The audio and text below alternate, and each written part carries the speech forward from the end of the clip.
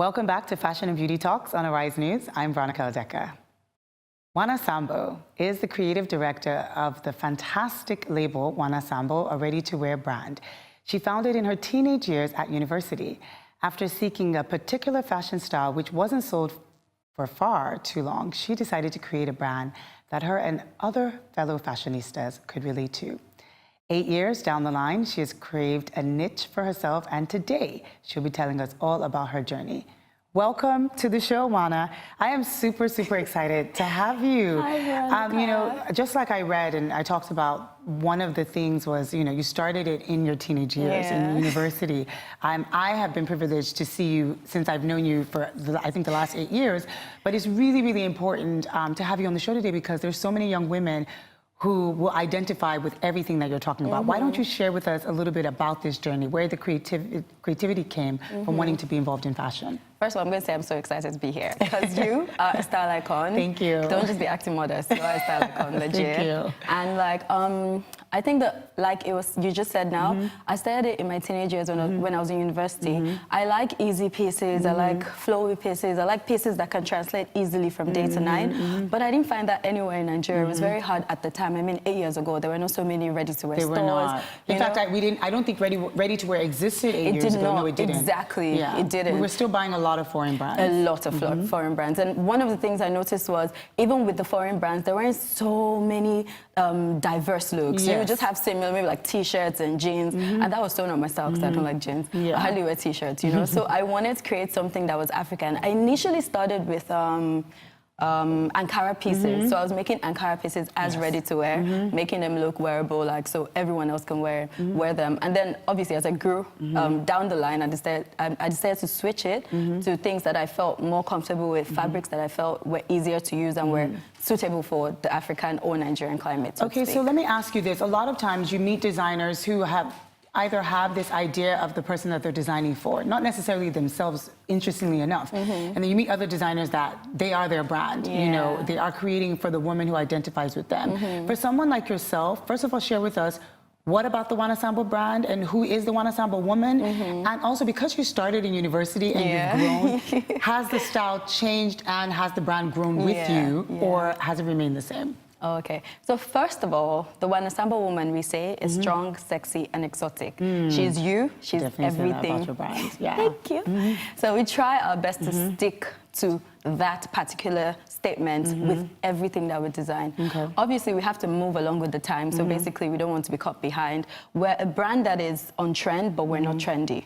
So we basically see styles that are maybe like ball sleeves or like off shoulders. We incorporate that to everything that we design. However, so you do kind of stay with the trends. We stay with it, yes, we do. However, we just make sure every piece that we design is classic and timeless. So regardless of all your ages, if you're able to stay a certain age, which is hard, but I mean, we have enough allowance in the code so you can resize to fit whenever you want.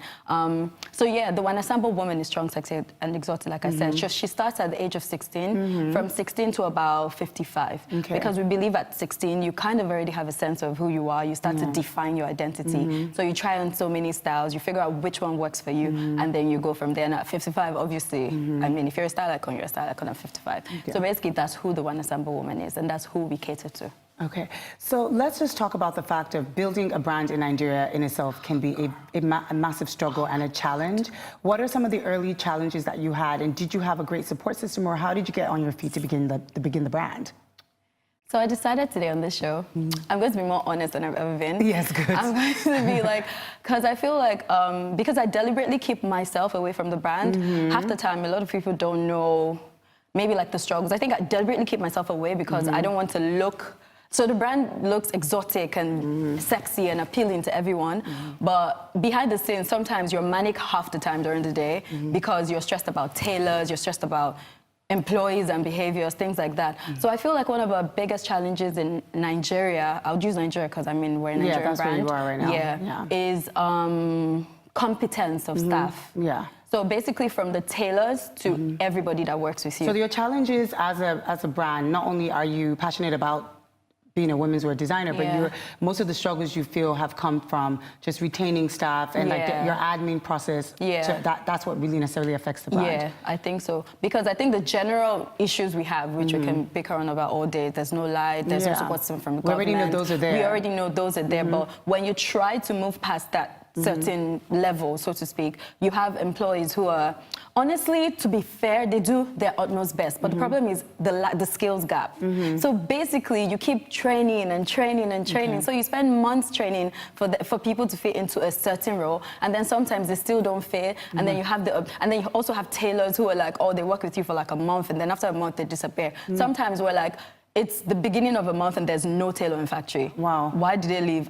Well, because we asked for a raise and madam hasn't given us a raise. Wow. Or they feel like, because we don't design at Wana Sambo, we literally pay attention to every single I noticed detail. that for a young brand, your finishing is very, very on point, Yeah. quite impeccable. Yeah, and so thank you. I do understand that those challenges are there. Yeah. Let's talk about the price increase on product and stuff, because one of the things I get as a stylist with a lot of women is they complain that Nigerian clothes are too expensive. Yeah. You know, what do you say to someone who comes to your store and wants to buy something and then they complain like, your things are too expensive. Why? Why can't you sell it for the price that Zara is selling it abroad? Right. What is your response to stuff like that? So first of all, I always say that Wana Sambo pieces are handmade in Nigeria. They're literally cut by hand. Patterns are drafted by hand. So basically, any piece that is drafted by hand, we should by right call it couture, but because we're in Nigeria, we have to work with the conditions that we're given. Obviously, we cannot afford machines that will cut patterns in like so many quantities. So the time it takes to design a product that's cut by hand is literally, you can have 12 hours on one dress, Okay, but wow. abroad you can have 2 hours on the same style, Exactly. same So dress. it's more about the time frame. It's more about that is the time going frame, into the quality of fabric being that's used, going into, the yeah. hours of production, basically. So we basically try to emphasize this, and then we literally say to everyone at Wana Sambo, one of our selling points is we produce between 15 to 30 garments. Okay, wow. Ever. So basically, sometimes it's even 7. It depends on what the style is. It's sometimes 7. So we say to people, in a world of how many billions of people, you're one of the 30 that owns it. Obviously, the price we think is right. So value is relative. If you feel like you decide to buy a garment that is worth a certain price, and you feel like it's good enough for you, then go for it. If it's not, then we're not your brand. I totally understand. So I want to continue this conversation, but we need to go on a short break. And once we return, the conversation will continue. Don't go anywhere. Stay tuned. Welcome back to Fashion and Beauty Talks. Conversation continues with Wana Sambo. So Wana, I just really want to talk about something completely different, which I think is interesting, is the newness of the brand and the fact that you're moving with the times and you're moving with the trends. And I know that you're doing something online and you have another something in the works for the brand. Can you share with us today what's going on with the brand? Okay, first of all, the Wana Sambo brand is always pre-planned. So we literally have plans throughout every single year. Yes. And so far, it's been it'll be 8 years at the end of the Congratulations. in December. Thank you. And we basically decided to focus on understanding where our market is based on what the current trend is, which is digital media. Literally, everyone is on Instagram. Like, I feel like we sell a lot on Instagram, more than we even sell on maybe on the website. Because people can see. Because people can see, they order from the website, from Instagram, and then we direct them to the website. We launched the website on the 3rd of May this year, and it's been amazing. Wow. We ship every day, Wow, really? even That to is so Russia. impressive. Do you think that it's because you've finally gotten the sizes right? So women, there are not a lot of returns, and women know and they identify with the brands, even if they're new or existing customers? I think it's because we've stayed true to what the brand represents. We've said from the onset that we're a ready-to-wear brand and we work with UK sizes strictly. So we have so many shipments go out every day. We've never had one return from the beginning of shipments up till now. Sizes are right. I feel like people now trust the brand because we've stayed true to what we represent. So regardless of where they are, we ship to them and the products arrive on time. And Talking about trusting the brand, there's so many celebrities that trust the brand. You have a cult following for women's wear, which I think is great. Even from women like Beverly Naya, who's extremely sexy. Then you have other talk show hosts like Idia Asian. You know, so many people, Adesua Etomi. What do you think it is about your brand that makes them keep coming back and makes celebrities wear your pieces, celebrating the Nigerian African woman with so much pride?